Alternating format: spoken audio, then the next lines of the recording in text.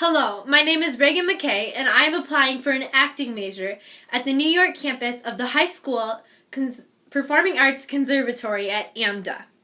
The date of this recording is May 14th, 2014.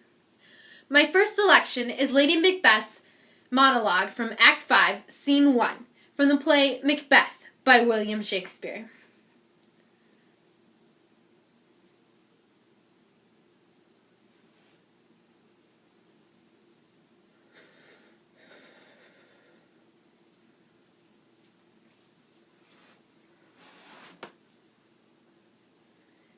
Here's a spot.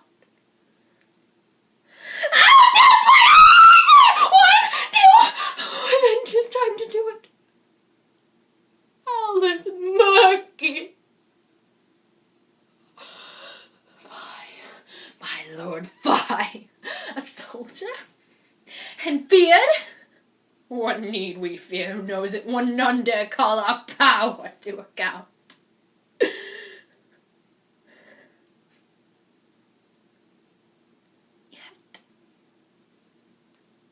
Would have thought the old man had had so much blood in him.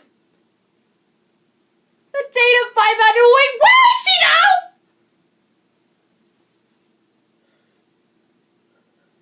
Will these hands ever be clean? No more of that, my lord, no more of that. You moral, this was starting!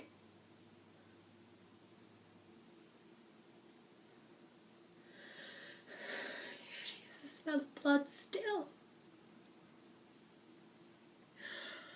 All the perfumes of Arabia will not sweeten this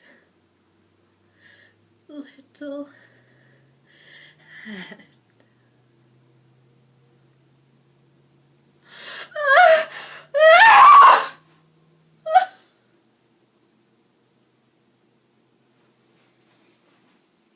Thank you. My next selection will be a performance of the poem The Walrus and the Carpenter by Lewis Carroll.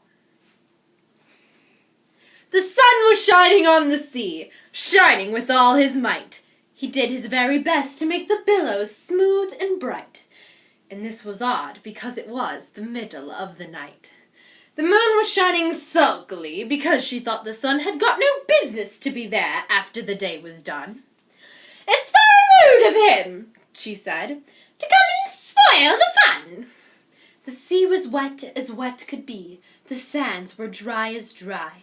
You could not see a cloud because no cloud was in the sky. No birds were flying overhead. There were no birds to fly. The walrus and the carpenter were walking close at hand. They wept like anything to see such quantities of sand.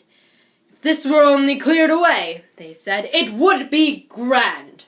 If 7 maids with 7 mops swept for half a year, do you suppose," the walrus said, "that they could get it clear?"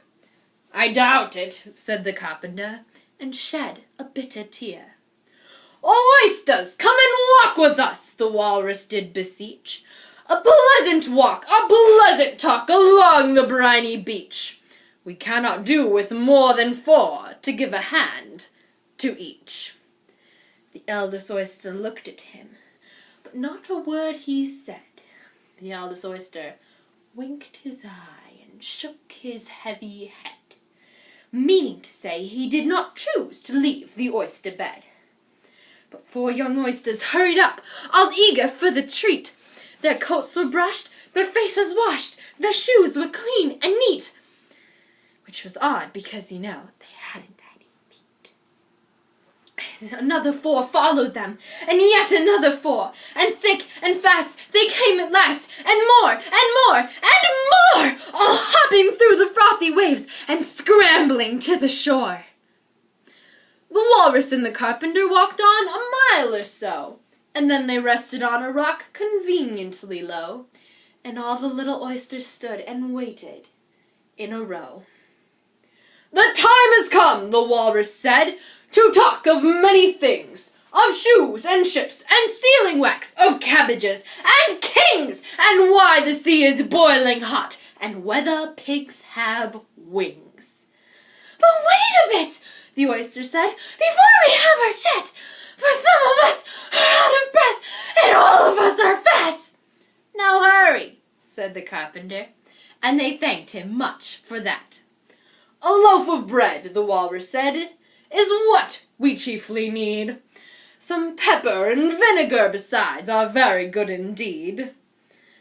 And then, dear oysters, if you're ready, we can begin to feed.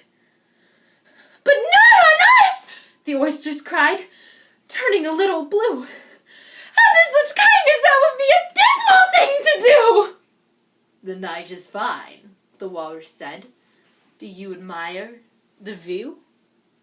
It was so very kind of you to come, and you are so very nice." The carpenter said nothing but, "Cut us another slice. I wish you weren't so very deaf. I've had to ask you twice." "It seems a shame," the walrus said, "to play them such a trick, after we've made them come so far and trot so very quick." The carpenter said nothing but, "The butter's spread too thick." "I weep for you," the walrus said. "I deeply sympathize." And with sobs and tears he sorted out those of the large size, holding his pocket handkerchief beneath his streaming eyes. "Oysters," said the carpenter, "you've had a pleasant run. Shall we be trotting home?" But answer came there none. And this was scarcely odd, because they'd eaten every one. I have reached the end of my audition. My name is Regan McKay. Thank you for your consideration.